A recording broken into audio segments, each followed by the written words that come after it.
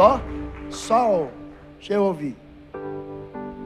Abre os meus ouvidos que eu quero ouvir. Abre os meus olhos que eu quero ver. Abre meu coração, quero sentir seu grande amor,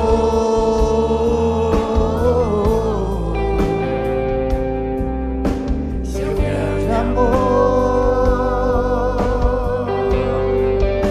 Eu quero me apaixonar outra vez. Eu quero me desesperar outra vez. Eu quero perder o sono outra vez, queimando de amor por ti. Aleluia. Pastor poupou vocês, que se não fosse ele cantando, eu ia cantar. Olha a ameaça. Glória a Deus. Podem tomar seus assentos, irmãos. Vocês nunca mais iam voltar aqui se a irmã Anderane cantasse. Não estão isentos de eu cantar ainda, viu? De repente, pode acontecer, dependendo de como vocês reagirem à mensagem. Irmãos, o pastor falou do nosso... Antes de eu entrar na mensagem, quantos aqui ainda não viram um batismo da Comunidade das Nações? Levanta a mão, se nunca participou, nunca viu. Amém. Eu convido vocês a estarem aqui no dia 12. Eu digo por experiência própria porque 2 eventos aqui na Comunidade das Nações me marcam profundamente. O primeiro deles é a ceia, por causa da perfeição da mesa que é montada aqui, que eu nunca tinha visto igual. E cada ceia é uma coisa tão linda, né? É um esmero, uma perfeição que eu fico babando. Eu sempre tiro foto e posto, né? Como se fosse eu que tivesse preparado a mesa, porque de fato foi, porque somos um corpo, né? E o segundo evento é o batismo. Eu já preguei aqui uma mensagem sobre os 10 motivos que me fazem amar a Comunidade das Nações. E o segundo deles é o batismo. Eu convido você, mesmo que você não tenha parente que vá se batizar, venha. A primeira vez que eu fui num batismo, acho que foi em 2020, eu fui sem ninguém da minha família para ser batizado. Eu cheguei lá, irmãos, e eu fui tão impactado pela forma como o batismo é ministrado, como você vê a espiritualidade, como você vê vidas transformadas e a alegria e o gozo do Espírito Santo naquele ambiente tão desprovido de formalidade, como eu estava acostumado, né? Aquela coisa, levantem as mãos e professem, prometo ser fiel ao Senhor. Mas lá, irmãos, aqui nesse batismo é uma coisa tão graciosa e o amor de Deus se derrama de uma forma tão fluida, que eu não tinha ninguém batizando da minha família, eu só sabia chorar. Eu chorava desesperadamente, aí chegava alguém, batia no meu ombro e falava assim, aproveita, né, você tem alguém? Eu falei, não conheço ninguém que está batizando. Mas eu chorava, irmãos, igual da primeira vez que eu cheguei aqui, porque é muito lindo essa entrega das pessoas que vão se batizar. Então eu convido vocês, né, fazendo merchandising aqui também, para o nosso batismo, amém? Vamos à palavra de hoje. E eu escolhi um versículo que já foi muito batido aqui a respeito no profético, nas mensagens intermediárias. Eu gostaria que vocês pudessem ler comigo João capítulo 19, versículos 25 a 27. Eu vou ler aqui na versão que eu tenho aqui, mas é Almeida século 21, que é a nova versão que eu estou lendo esse ano, né? Todo ano eu leio uma versão diferente nos meus devocionais, e esse ano eu escolhi Almeida, século 2021, e ela diz assim, João, capítulo 19, versículos 25 a 27. Em pé, junto à cruz de Jesus, estavam sua mãe, a irmã de sua mãe, a mulher de Clopas, chamada Maria, e Maria Madalena. A gente já começa vendo que os judeus não tinham muita criatividade para nome, né? Só tinha Maria aqui nesse versículo. E ele continua, vendo ali sua mãe, e ao lado dela, o discípulo a quem ele amava, Jesus disse à sua mãe, mulher, aí está o teu filho. Então disse ao discípulo, aí está a tua mãe. E a partir daquele momento, o discípulo manteve-a sobre os seus cuidados. Até aí. Feche seus olhos, por gentileza, Pai. Nessa noite eu te agradeço por essa mensagem, pelos louvores que foram entoados, pela atmosfera poderosa de graça. E eu te peço, Senhor, nessa noite, que o Senhor possa transmitir com graça, favor e misericórdia aquilo que o Senhor tem para os nossos corações. Que nós sejamos impactados pela Tua palavra, que é viva, verdadeira, poderosa, e que as nossas vidas estejam guardadas em Ti nessa noite, em nome de Jesus. Amém. Eu começo lembrando a primeira frase dessa ministração, ou desse versículo que foi lido, que diz: em pé, junto à cruz de Jesus. Você pode repetir comigo? Em pé, junto à cruz de Jesus. Eu começo dizendo para você nessa noite que se encontra aqui, que não existe lugar melhor para estar, para que as suas demandas, as suas necessidades, os seus pedidos sejam atendidos, do que aos pés da cruz. É na cruz que nós encontramos a solução para os nossos problemas.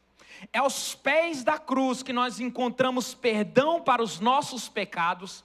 É aos pés da cruz que nós encontramos amparo, encontramos o amor e a graça de Deus que nos faz caminhar em meio às dificuldades.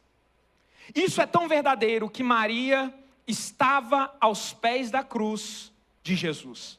E eles não estavam de qualquer jeito, eles estavam em pé. Eles não estavam prostrados, lamentando, ou deitados, chorando, se lamuriando. De fato, eles estavam bastante tristes. Mas eu faço essa comparação sobre o fato de estarmos em pé diante do Senhor, mesmo nos momentos mais difíceis da nossa vida. Maria, mãe de Jesus, e todas essas outras infindáveis Marias que aqui estavam, todas elas estavam sofrendo, chorando, entristecidas, com os seus sonhos e os seus projetos, parecendo que estavam crucificados junto com Jesus. Elas tinham talvez uma outra visão a respeito do Salvador, que seria aquele Salvador dos judeus prometido, que chegaria em um cavalo, comandando um grande exército, para libertar o povo de Israel. Mas elas viram os sonhos delas se desvaneceram a cada chicotada que Jesus levava sobre os seus ombros. Elas viram a alegria delas sendo roubada, quando a coroa de espinhos era colocada na face de Jesus. E elas viram o chão delas se abrindo, quando Pilatos perguntou: quem vocês querem que eu salve? Barrabás ou Jesus? E elas talvez com a voz embargada, chorando, dizendo: soltem Jesus. Mas aquela multidão enfurecida, ensandecida e estimulada pelos homens que deveriam conhecer a verdade, gritavam: crucifiquem Jesus. E eu fico imaginando aquelas poucas mulheres e aqueles poucos discípulos que acompanhavam Jesus amedrontados, assustados, com o coração dilacerado, vendo que o seu Salvador estaria sendo entregue à morte pelas mãos daqueles que uma semana antes gritavam: Hosana nas alturas, bendito que vem em nome do Senhor. Quando Jesus chegou em Jerusalém, montado num jumentinho, como foi profetizado no Velho Testamento, e as pessoas colocavam os seus mantos sobre o caminho que Jesus percorria, aclamando o Salvador. E as mulheres que naquele momento, vendo Jesus chegando triunfante em Jerusalém, o seu coração era alegre, era cheio de esperança, era cheio de expectativas positivas, dizendo: o povo entendeu que Jesus é o Salvador. E eu imagino que elas estavam radiantes. Mas nesse momento, uma semana depois, menos de uma semana, porque o domingo de Ramos, né, para quem acompanha a tradição católica, acontece no domingo anterior à sexta-feira da Paixão. Uma semana antes, elas estavam radiantes e agora viram Jesus morrendo. Elas viram Jesus sendo entregue à crucificação, que era o meio mais vergonhoso, mais ultrajante, mais ignóbil de morte pelos romanos. Tanto é que nenhum cidadão romano, ele poderia morrer sobre a crucificação, de tão impactante, de tão vergonhoso e ultrajante que era. Mas Isaías diz que aprouve ao Senhor moê-lo, para que pelas suas pisaduras e pelas suas feridas e pelos seus sofrimentos nós fôssemos sarados. E eu começo já dizendo e profetizando sobre a sua vida. Por mais impactante que a sua vida esteja no momento, por mais ultrajes que você esteja vivendo, por mais vergonha que o inimigo ou o seu passado e as suas escolhas do passado estejam fazendo você passar, eu te convido e te conclamo a nessa noite se colocar de pé diante da cruz de Jesus, porque Ele olha para você como filho amado, Ele olha para você como filha amada em nome de Jesus. Eles estavam sofrendo, mas eles estavam em pé junto à cruz de Jesus. E sabe o que eu acho interessante, irmãos? João, ele continua dizendo nesse texto, que logo depois desse evento, né, de João ter descrito isso, no 28, ele diz assim: depois, vendo Jesus que tudo já estava consumado para se cumprir a escritura, ele, diz que ele disse: tenho sede. E então depois Jesus expirou, porque diz no 30, quando pois Jesus tomou o vinagre, disse: está consumado. Inclinando a cabeça, rendeu o espírito. Sabe o que me move a ler esse versículo hoje como introdução dessa mensagem? É o fato de saber que os outros discípulos de Jesus, eles contaram um final da história de Jesus na crucificação diferente. Não que eles estavam sendo incoerentes ou estavam errando, mas é porque os discípulos de Jesus, eles acompanharam sobre a sua perspectiva os eventos. E João, o escritor, que disse que o último evento de Jesus foi ele ter olhado para sua mãe que estava sofrendo e ter dito para o discípulo ao lado, que era o discípulo mais amado de Jesus, ou que amava mais a Jesus, já que ele se auto-intitula o discípulo a quem Jesus amava, tomou para si esse título. Eu digo, eu sou o filho mais amado de Jesus. Você pode se considerar o filho mais amado, a filha mais amada de Jesus? Não é prepotência, não é, sabe, irmão, arrogância. Isso é o que faz com que você receba de Jesus aquilo que você espera dele.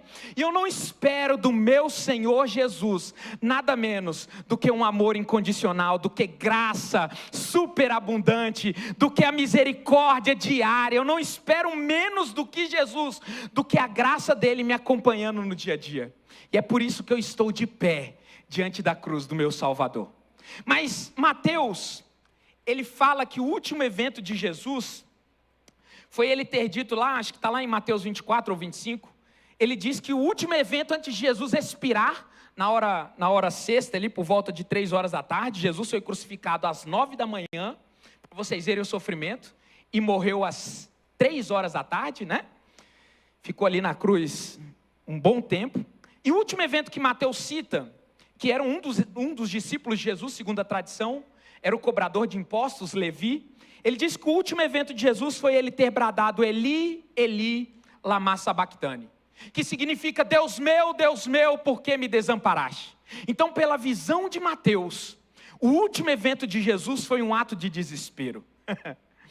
Marcos, que pela tradição, ele foi aquele Marcos que acompanhou Paulo e Barnabé na primeira viagem missionária, que era um sobrinho de Barnabé, e posteriormente foi discípulo de Paulo, foi muito útil para Pedro no ministério, como ele cita, e a tradição diz que foi quem escreveu, já que nenhum dos evangelhos tem autoria declarada.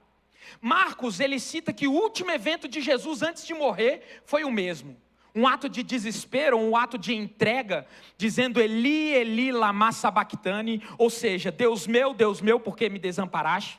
E pouco depois de falar isso, os judeus que estavam em volta, que o último evento, e esse Lucas é o médico amado, que foi discípulo de Paulo, era um grego, ele disse que o último evento de Jesus antes de morrer, foi a salvação daquele ladrão perdoado.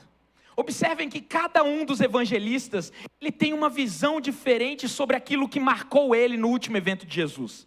E esse de Lucas também é muito marcante, é muito impactante, porque mostra que mesmo no momento da morte, mesmo no momento em que você está hospitalizado, que você está desenganado, enquanto há fôlego há esperança. E Jesus chegou com providência, salvação, libertação, resposta para aquele homem que estava perdido, crucificado ao lado de Jesus. Jesus era um cordeiro que não tinha pecados, mas aqueles 2 ladrões tinham muitos pecados. Mas isso não impede a graça redentora de Jesus de no último momento virar para aquele ladrão e falar: hoje mesmo estarás comigo no paraíso. E aqui eu começo dizendo sobre essa mensagem que eu quero trazer ao coração de vocês. Jesus, mesmo no seu momento mais difícil, mesmo no seu momento mais impactante de sofrimento, ao ponto de pouco antes de ser crucificado, ele orar para o Pai, pedindo para que, se possível fosse, afastasse esse cálice dele. E foi uma das orações que Jesus não teve atendida, né? Então quem sou eu para questionar quando Deus não atende uma oração minha? Eu faço como Jesus: Jesus, me dá o que eu quero em nome de Jesus, mas não faça segundo a minha vontade, mas segundo a sua. Então Jesus não teve a sua oração negada, viu, irmãos? Eu estou falando isso brincando, porque Jesus de fato estava em desespero quando ele estava orando no Getsêmani. De modo que a Bíblia nos conta, nos relata, que o desespero de Jesus era tão grande que o seu suor era como gotas de sangue. Alguns dizem que na verdade era uma alegoria, que não eram gotas de sangue, mas que pareciam gotas de sangue pela forma como caía. E outros já tentaram mostrar cientificamente que isso é possível, num momento de estresse muito grande, em que você está num estado fisiológico e psíquico tão alterado, que pequenas veias, né, ou pequenas, como é que chama? Vasos, isso, obrigado a galera da saúde aí, né? Sou de humanas. E pequenos vasos se rompem e você pode de fato sangrar ou suar sangue. Mas isso não importa, o fato é que Jesus estava muito desesperado, porque ele sabia, irmãos, o que ele iria passar. E ainda assim ele falou: Pai, se possível afasta de mim esse cálice. Ele veio para a terra justamente para isso, para morrer pelos nossos pecados, porque a Bíblia diz que ele foi imolado antes da fundação do mundo, e ele se propôs a morrer pelo meu e pelo seu pecado, desde a fundação do mundo. Antes de você nascer, Deus já sabia que ele diria que valeu a pena morrer por você.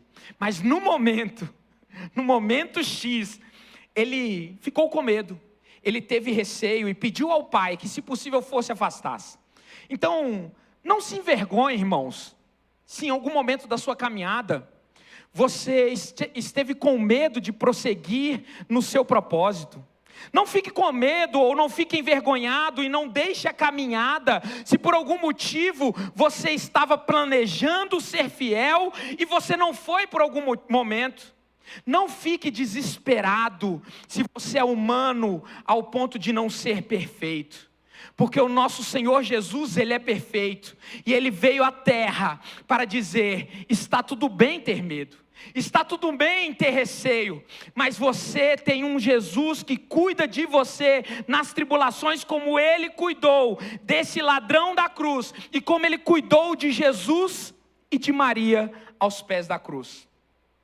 E é isso que eu quero fazer você entender ao final dessa mensagem, que Jesus, no momento mais desesperador da sua vida, enquanto ele estava carregando o peso do pecado do mundo inteiro, ele ainda teve como prioridade a família. Repita comigo: a família. A família não está em um erro, né, epistemológico ou uma consequência natural da vida em sociedade, não. A família é um plano e um projeto de Deus, que Ele mesmo, desde antes da fundação do mundo, quando Ele criou o primeiro homem e a primeira mulher, Ele disse: esse é o modelo pelo qual eu abençoarei as nações. Jesus, ele sabia da importância da família, ao ponto de, no último momento que ele tinha na terra, ele não deixou desamparado a sua mãe e o seu discípulo amado. Ele conectou o melhor que ele tinha, terrenamente falando, biologicamente falando, geneticamente falando, que era sua mãe, pois ele carregava nas suas entranhas o DNA da sua mãe Maria. E ao mesmo tempo ele conectou com aquilo que é biológico, genético, natural e humano. Ele juntou com aquilo que ele via de mais importante espiritualmente, que era a família dos seus discípulos. E como eu sei disso? Porque em um momento anterior, quando Jesus ele estava pregando, a Bíblia vai nos dizer que lá em Mateus capítulo 12, no versículos 46, 48 e 50, Jesus estava pregando para uma grande multidão, e a Bíblia nos diz que enquanto ele ainda falava às multidões, sua mãe e seus irmãos estavam do lado de fora. Repita comigo, do lado de fora. E eu quero que você entenda essas duas palavras que eu pedi para vocês repetirem. A primeira foi em pé junto à cruz de Jesus, e a segunda foi do lado de fora, querendo falar com ele. Observem, irmãos, Jesus estava fazendo o seu ministério, estava com uma grande multidão, curando, salvando, pregando, metendo a lenha nos fariseus, porque em Mateus capítulo 12 você vai ver que ele repreende os fariseus. Ele estava cumprindo o seu propósito na terra, e chega sua mãe e os seus irmãos. Me desculpem os irmãos católicos que acham que Maria não teve outros filhos, mas a Bíblia é bem clara em dizer que José não conheceu Maria até que Jesus nasceu, dando a entender que esses irmãos eram irmãos fisiológicos de Jesus. E a Bíblia diz, ele porém respondeu ao que lhe falava. Observem bem o que Jesus falou para aqueles que estavam do lado de fora, querendo falar com Jesus. Quem é minha mãe? E quem são meus irmãos? E apontando e agora eu quero que você feche os olhos em um ato profético. Eu quero ler esse texto, eu quero que você veja Jesus apontando para você e para mim, enquanto esse texto é lido. E apontando com a mão para os discípulos disse, aqui estão minha mãe e meus irmãos, pois quem fizer a vontade de meu Pai, que está no céu, este é meu irmão, irmã e mãe. Você pode dar uma salva de palmas para Jesus por causa desse texto, irmãos? Parece incoerente, não? Jesus, em um momento de mais sofrimento e de mais dor, ele não se escusa em lembrar da sua mãe e prover o sustento necessário para ela. Porque qual é a tradição a respeito dessa nomeação de João como mãe de Maria? A Bíblia não nos diz com clareza, mas deixa entender que José, pai de Jesus por criação, já estava morto. Maria tinha outros filhos, mas esses filhos deveriam ser bem mais novos do que Jesus. E quem deveria, pela tradição, estar provendo Maria, sua mãe e os seus irmãos, era Jesus. Talvez com recursos daquelas mulheres, né, que sustentavam o ministério de Jesus. Talvez, né, por milagres de Jesus. Talvez pelos trabalhos de carpintaria que Jesus tinha feito. O fato é que Jesus ele se preocupa tanto com a família, e ele acha tão importante que nós, como filhos dele, como irmãos em Cristo, também nos preocupemos, que ele deixou como último ato, enquanto vivo como humano, né? E antes de ser ressurreto em corpo glorioso, essa lição para nós. Você pode estar passando por dificuldades extremas e enormes, mas a sua família deve ser a sua prioridade em nome de Jesus. Não deixe que as tribulações, não deixe que o seu trabalho, que os seus objetivos financeiros, os seus objetivos acadêmicos, os seus objetivos profissionais roubem de você a importância que você precisa dar para a sua família. Ei, meus irmãos, Deus ele quer abençoar a humanidade, o Brasil, a comunidade das nações através de famílias fortes, não de indivíduos. Não são os indivíduos que vão fazer o Brasil grande, a nação grande, o reino de Deus grande. Serão famílias poderosas, famílias fortalecidas, famílias unificadas. isso não significa dizer que são famílias perfeitas. Entenda uma coisa, irmãos. Você pode não estar na melhor família, você pode não ter os melhores pais, você pode não ter a melhor esposa, o melhor marido, você pode não ter os melhores cunhados, a melhor sogra, mas ainda assim, a família é uma escola que Deus nos prepara para sermos a nossa melhor versão como cristãos. E é através da família que Deus, Ele provê a bênção sobre você, sobre os seus filhos, sobre a sua esposa, sobre os seus negócios e os seus projetos. Não à toa o Salmo 28 e o Salmo 128 e o Salmo 127 são chamados de salmos da família, porque eles falam sobre a importância que tem esse vínculo. E você pode estar duvidando de mim falando, irmão Underline, a família não é tão importante. Eu não convivo com a minha família, eu não convivo com os meus parentes, eu não sou casado e nem quero casar, ou eu sou casado e não quero ter filhos. E o pastor Jedson já disse isso, eu concordo plenamente com ele, que me preocupa muito casais que depois de um tempo casados dizem que não querem ter filhos. Existe alguma coisa errada, irmãos, na forma como você entende o que é o casamento e o que é a família. Mas você pode estar dizendo, eu sou bem sucedido, eu sou rico, eu sou poderoso, né? Eu tenho um PhD e nunca precisei de família. Mas eu digo para você, irmãos, o fato de você não ter alguém com quem compartilhar as alegrias da sua vida, o fato de você não ter uma geração futura em quem você possa olhar nos seus olhos quando bebê, e eu queria uma salva de palmas para o Vavá e para a Pamela que estão aqui, né? Que se recuperaram. Glória a Deus, e a nenenzinha é muito linda. Mas quando você olha, Vavá, para essa criança, o seu peito não se enche de alegria, de glória, e dizer, eu sou pai. E isso é tão poderoso, ser pai ou ser mãe, irmãos, que a Bíblia nos diz em João capítulo 1, versículo 12, que todos aqueles que receberem Jesus, Ele nos dá o poder, repita comigo, poder.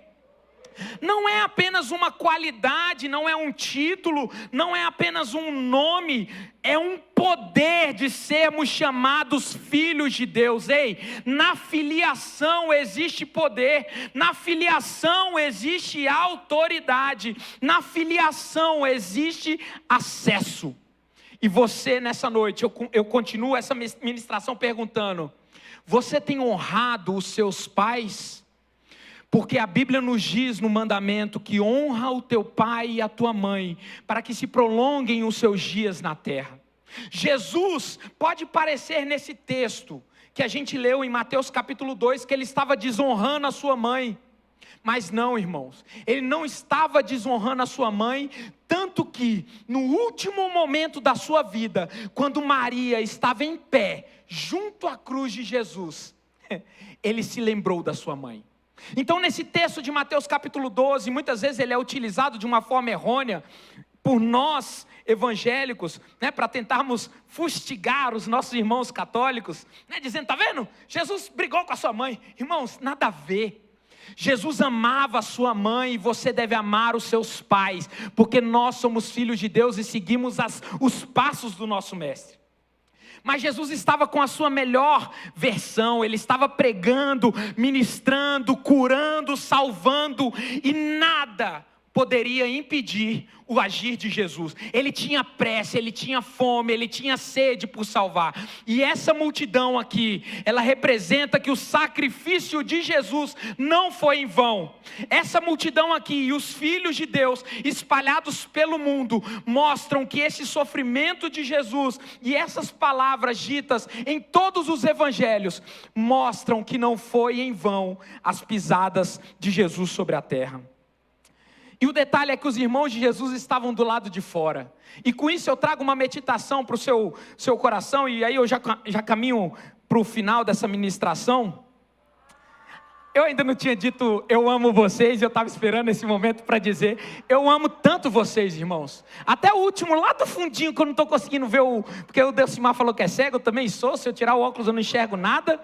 Mas eu amo vocês de uma forma espetacular, mesmo que eu não os conheça. E quando eu vejo rostos conhecidos aqui, meu coração se alegra de alegria, né? Redundância, né? Pleonasmo. Mas de fato eu me sinto muito feliz em estar congregando e caminhando junto para o céu com vocês e estabelecendo o reino de Deus. Mas obrigado pelo ar. O fato é, eu até me perdi no que eu ia falar. Lembrei. Tem uma reflexão aqui que eu já disse, né?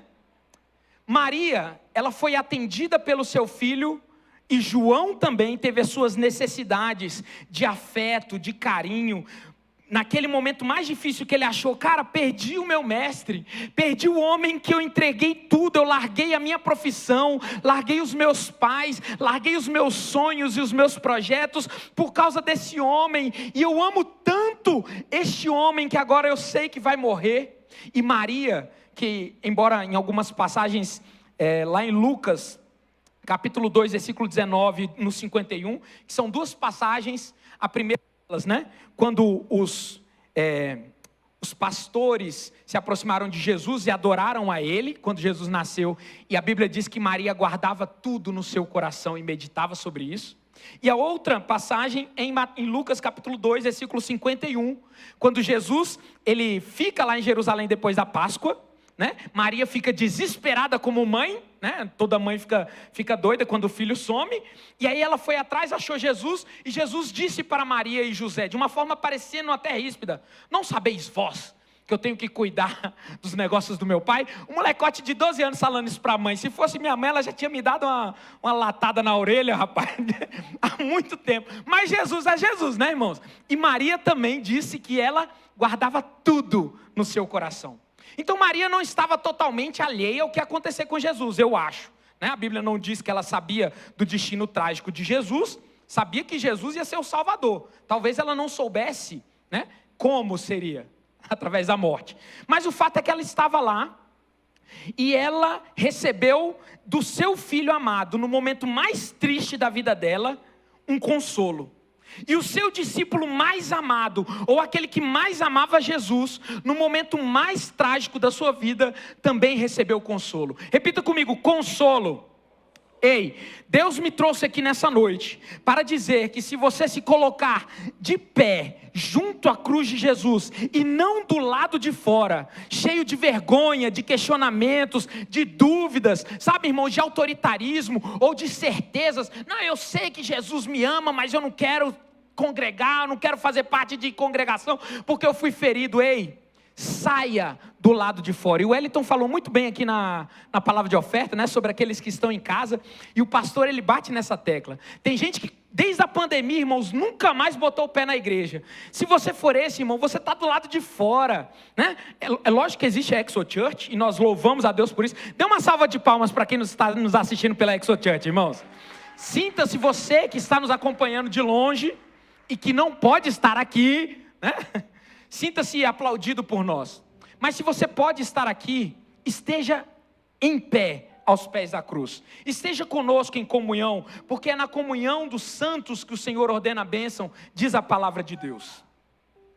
E naquele momento mais crucial da vida de Maria e de Jesus, e de João, eles obtiveram consolo. E por isso eu te digo nessa noite, que você que veio aqui esperando uma resposta de Deus, que você está no momento mais angustiante da sua vida, e eu preguei na mensagem passada sobre o poço, lembram disso? A mensagem do poço? Pode ser que você esteja no momento mais difícil, mais atribulado, mais desesperador da sua vida, mas o Jesus de Nazaré, morto na cruz e ressuscitado, que está à direita de Deus Pai Todo-Poderoso, intercedendo por nós como um advogado fiel, Ele trouxe você aqui nessa noite para dizer: ei, eu não quero mais você do lado de fora, eu não quero mais você alheio à minha vontade, eu não quero mais você se questionando, se perguntando. Eu quero que em nome de Jesus, você se coloque de pé, junto aos pés da cruz, para que nessa cruz, você seja curado, lavado, remido, obtenha as respostas para os seus questionamentos, em nome de Jesus. Pode se colocar de pé.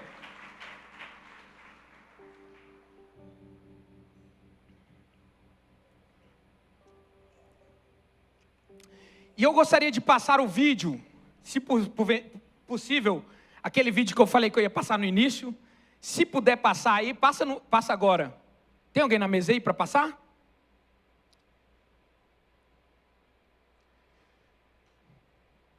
Eu preparei um vídeo a respeito de família, sobre a importância da família, para que vocês entendam como o inimigo de nossas almas, ele tenta destruir aquilo que é mais precioso para Deus. Tanto que em Gênesis capítulo 1, versículo 28, Deus disse, Deus os abençoou e lhes disse, sejam férteis e multipliquem-se, encham e subjuguem a terra, dominem sobre os peixes do mar, sobre as aves do céu e sobre todos os animais que se moveram. No 27 de Gênesis capítulo 1, diz que Deus criou homem e mulher.